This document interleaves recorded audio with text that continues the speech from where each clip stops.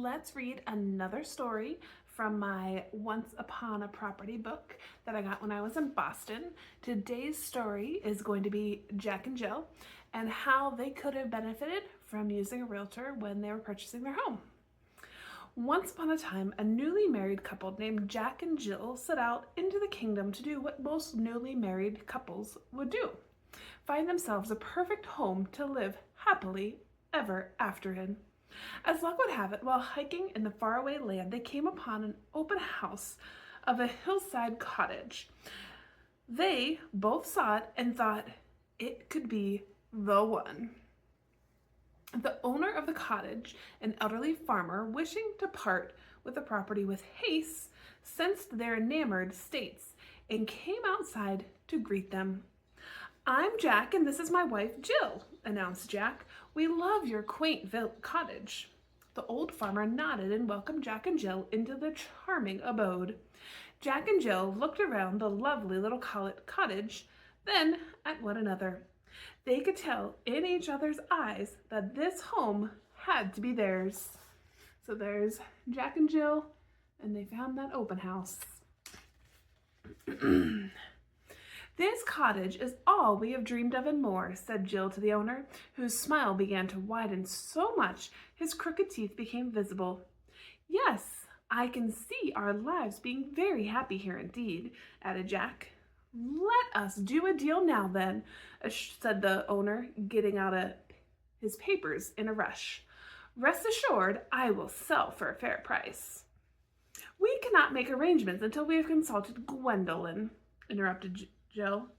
"Gwendolyn," said the owner with a sigh and putting his papers back down. Gwendolyn was known in the kingdom as something of an oracle.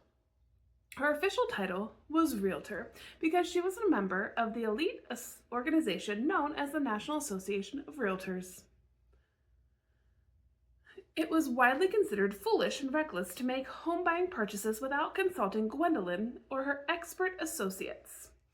As first-time homebuyers, Jack and Jill were keen to avoid anything foolish or reckless.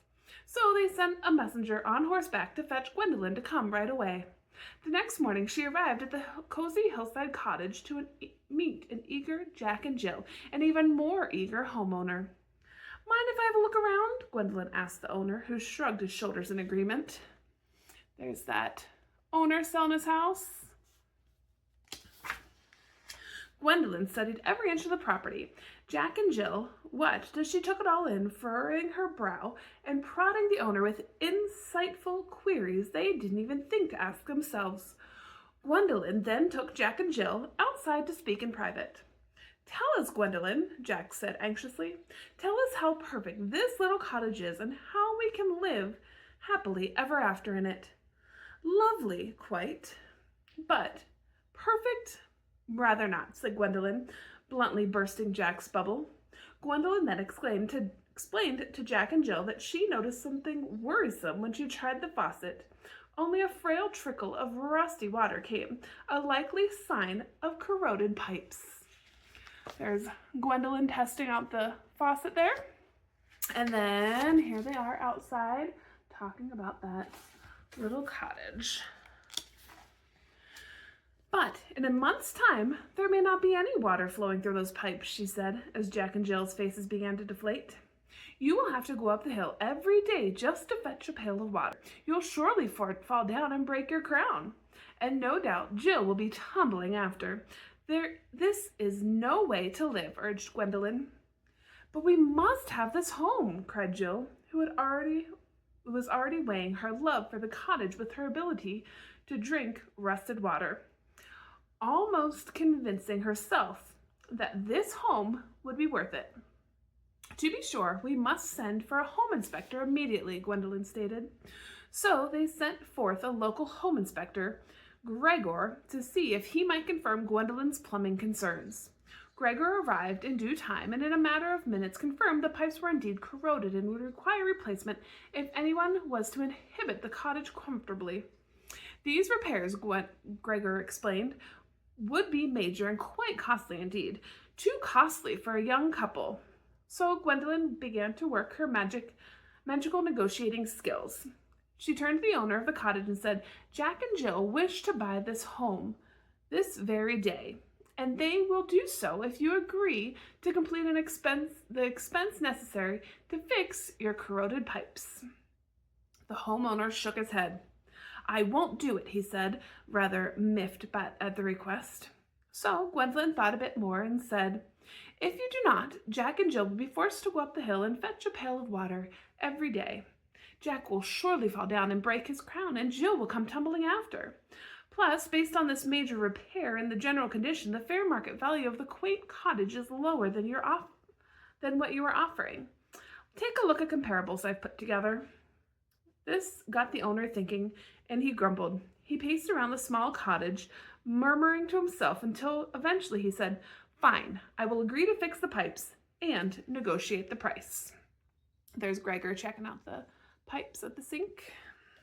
Jack and Jill beamed with joy. They all shook hands with Gwendolyn and the homeowner, finalizing the deal, and drew up the contracts, which the couple signed with their hands quaking with excitement. And so the young couple lived happily ever after in their cozy hillside dream cottage. Their lives played out as happily as Jack had imagined there, were children and laughter and memories and warmth, all housed within the 4 cottage walls. And in the end, Jack and Jill never had to go up the hill to fetch a pail of water, because Realtor Gwendolyn used her magic and her expertise and negotiating skills to save them from anything tragic.